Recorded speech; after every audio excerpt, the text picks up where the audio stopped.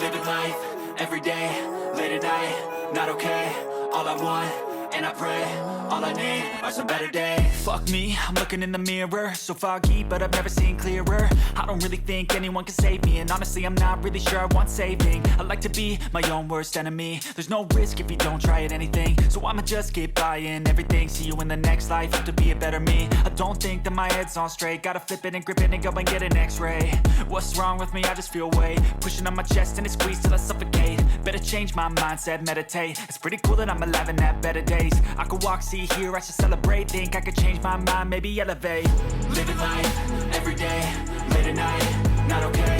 All I want, and I pray, all I need are some better days. Yeah, all I need are some better days. Cause all I want, and I pray, I believe in the better days. I'm kinda stuck between a rock and a hard place. Do I work hard or live at my pace? You're only young once, yeah that's all great, but I also want a future where I'm okay. Living life is doing lots of cocaine. Wait no, it's living with no shame. Wait no, it's sleeping in on Sundays. I guess it's different for each of us and that's okay. Well I just wanna be happy, how to get there? Glad that you asked me.